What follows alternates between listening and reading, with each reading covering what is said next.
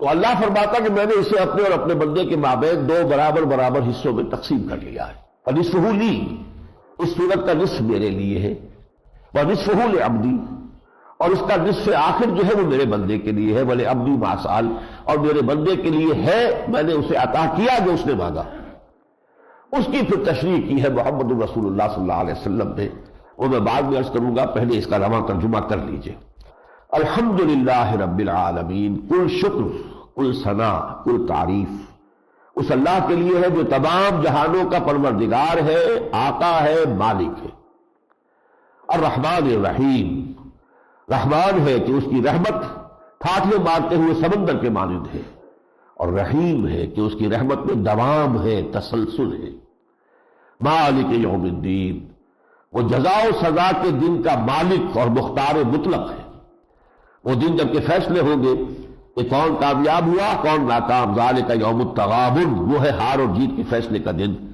اس دن کا مختار مطلق، لمن الملک اليوم للہ الواحد القہار مالک یوم الدین. اب یہ تین آیتیں جو ہے نوٹ کیجئے، اس میں اللہ کی ثنا ہے، حمد ہے، تمجید ہے. لہذا اس حدیث میں جو میں جس کا ذکر ابھی کر رہا تھا آتا ہے، حضور نے فرمایا اذا یقول العبد الحمد للہ رب العالمین، یقول اللہ تعالی، جب بندہ یہ کہتا ہے الحمدللہ رب العالمین تو اللہ فرماتا ہے حمدنی عبدی، میرے بندے نے میری حمد کی. وَإِذَا يَقُولُ الرحمن الرحیم، یقول اللہ، جب بندہ کہتا ہے الرحمن الرحیم، اللہ کہتا ہے اثنى علی عبدی، میرے بندے نے میری ثنا کی. جب بندہ کہتا ہے مالک یوم الدین، اللہ فرماتا ہے مجدنی عبدی، میرے بندے نے میری تمجید، میری بزرگی کا اقرار کیا.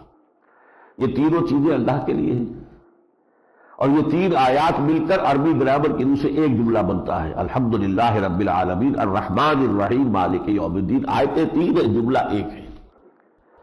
اب اگلا جملہ جو ہے اور چوتھی آیت، ایاک نعبد و ایاک نستعین، پروردگار ہم تیری ہی بندگی کرتے ہیں اور کریں گے، اور تجھ ہی سے مدد چاہتے ہیں اور چاہیں گے. اب یہ معاہدہ ہے. جب بندہ یہ آیت پڑھتا ہے تو اللہ فرماتا ہے ھذا ما بینی و بین عبدی، یہ میرے اور میرے بندے کے مابین ہے. اب یہ کووننٹ ہے، یہ ایک معاہدہ ہے، یہ ایک میثاق ہے. بندہ اپنے پروردگار سے عہد کر رہا ہے تیری ہی بندگی کروں گا، اور اسی سے چاہتا ہے کہ تو مدد کر. اس لیے کہ تیری بندگی کرنے کا فیصلہ کر لینا آسان ہے، بالفعل بندگی کے تقاضوں کو پورا کرنا آسان نہیں ہے. تمہیں گویم مسلمانم بلرزم، کہ دانم مشکلات لا الہ رہا، لہذا میرا سہارا اگر ہے تو صرف یہ کہ تو خود مدد فرمائے. اس کو فرمایا کہ یہ میرے اور میرے بندے کے مابین ہے. اور عجیب بات یہ ہے کہ اس آیت کو دو جملوں میں تقسیم کیا جا سکتا ہے. پہلی تین آیتیں ایک جملہ بنتی ہے، چوتھی آیت دو جملوں پر مشتمل ہے. ایاک نعبد مکمل جملہ ہے، وایاک نستعین پھر مکمل جملہ ہے. یہ واو یوں سمجھ لیجئے کہ ترازو کی وہ مٹھ ہے کہ جس کو کہ پکڑا ہوا ہے کسی انسان نے، اور یہیں سے یہ صورت دو حصوں میں تقسیم ہو گئی ہے. ایک پلڑا جو ہے داہنی طرف ہے، اس کی تین آیتیں وہ تین ڈوریاں ہیں جس سے کہ پلڑا بندھا ہوا ہوتا ہے، اور اس کا نتیجہ کیا نکلا؟ الحمدللہ رب العالمین الرحمن الرحیم مالک یوم الدین ایاک نعبد. ایاک نعبد منطقی نتیجہ ہے اس کا. جب کل ثنا کل تعریف کا مستحق اللہ ہے، وہ رحمان ہے، وہ رحیم ہے، وہی ہے جزا و سزا کے دن کا مالک مطلق، تو منطقی نتیجہ کیا نکلا؟ ایاک نعبد. اب دوسرا حصہ جو شروع ہوا اسی ترازو کی اس ڈنڈی کا دوسرا جو حصہ ہے وہ شروع ہو رہا ایاک نستعین سے، تیری ہی مدد چاہتے ہیں. اور وہ مدد کیا ہے؟ اگلی تین آیتیں پھر ایک جملہ بنتی ہیں، اور اس میں اس کی وضاحت ہے کہ ہمیں وہ کون سی مدد چاہیے. اہدنا الصراط المستقیم، وہ مدد یہ ہے کہ پروردگار ہمیں ہدایت بخش سیدھے راستے کی. قدم قدم پر زندگی میں ایسے مقامات آ جاتے ہیں کہ انسان فیصلہ نہیں کر سکتا کہ دائیں جاؤں یا بائیں جاؤں. پروردگار تیری ہدایت ہوگی تو میں صحیح رخ پر جاؤں گا، ورنہ ہو سکتا ہے کہ غلط رخ پر پڑ جاؤں. اور پھر یہ ہوتا ہے کہ ایک قدم جو ہے غلط رخ پر پڑ گیا تو خشت اول چونی ہے بیمار کچھ کج کا سریا میر اول دیوار کج. اور انسانی تمدن میں انسان کا جو نظام اجتماعی ہے اس میں تو بے شمار ایسے مسائل ہیں کہ جن کا حل واقعتاً سوائے اللہ کے کوئی اور کر ہی نہیں سکتا.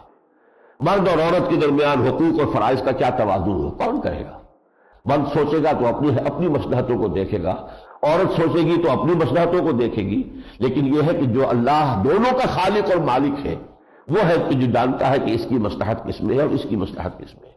لہذا تمدن کے جتنے بھی پیچیدہ مسائل ہیں اس میں تو لازماً انسان کو بالکل گھٹنے ٹیک کر جو ہے اللہ کے سامنے درخواست کرنی پڑتی ہے کہ تو ہی وہ سیدھا راستہ دکھا، اہدنا الصراط المستقیم۔ اب اس صراط المستقیم کی وضاحت ہے اگلی 2 آیتوں میں، صراط الذین انعمت علیہم، راستہ ان کا جن پر تیرا انعام ہوا۔ اور سورہ نساء میں اس کی وضاحت آئی ہے، یہ 4 گروہ ہیں، انعم اللہ علیہم من النبیین والصدیقین والشہداء والصالحین۔ ٹاپ پر ہے انبیاء کرام، پھر صدیقین اعظام، پھر شہداء کرام، پھر عام مومنین صالحین۔ اللہم ربنا اجعلنا منہم، اللہ تعالی ہمیں ان میں شامل کرے۔ تو ایک تو اہدنا الصراط المستقیم کا مثبت وضاحت آ گئی، صراط الذین انعمت علیہم، اور ایک منفی وضاحت آ گئی، غیر المغضوب علیہم ولا الضالین، جو نہ تو ان پر تیرا غضب نازل ہوا اور نہ وہ بھٹکے ہوئے۔